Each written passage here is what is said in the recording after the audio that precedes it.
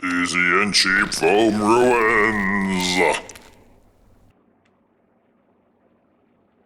Hey crafters, I don't know about you, but I get a lot of this polyethylene kind of shipping material, and it's like a closed cell type thing, but it's a little flexible.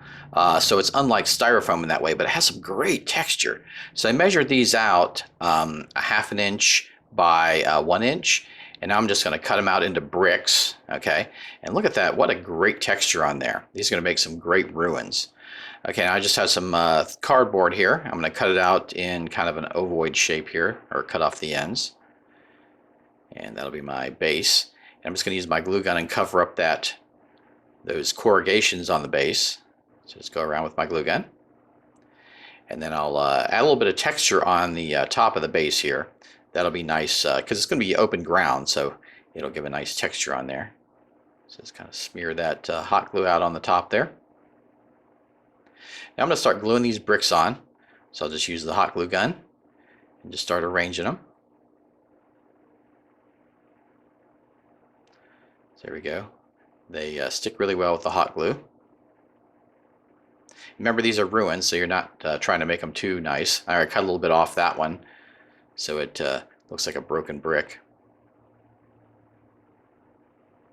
And put one over there like that. Cool. So now I'm going to use the tip of the glue gun. It does melt the foam a little bit, so I'm going to push into it and kind of do some Mars on the surface, and that'll be a nice little extra detail there.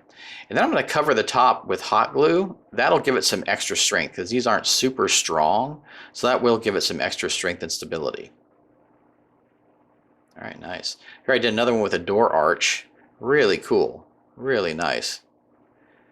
And I just cut the bricks in half to do the edges of the door there. And I just left I used 2 bricks for the top there. So pretty cool. Now I'm going to add my construction sand to the mix here. Just put some white glue on there, some glue all. Put some on the top because it is broken ruins. And we'll let that dry up. Cool.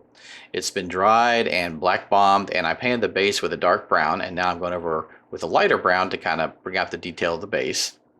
You can see the rubble we got on there, as well as the hot glue texture. And I'll add some burnt sienna and tan here to add some different color to the ruins.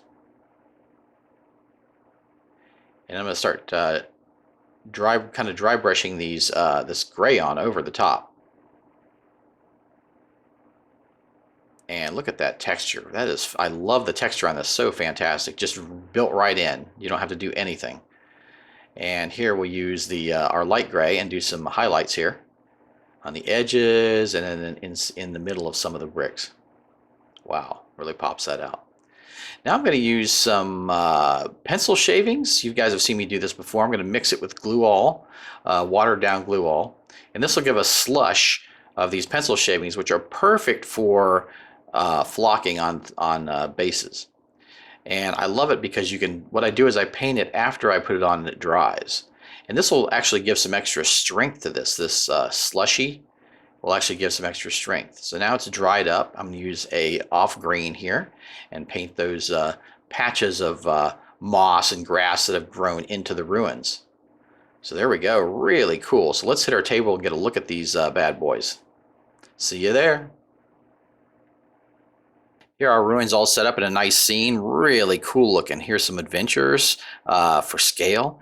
Those are really nice. That polyethylene packaging has some really nice detail.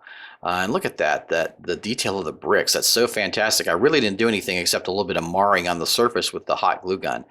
And just gives a really nice effect with minimal effort.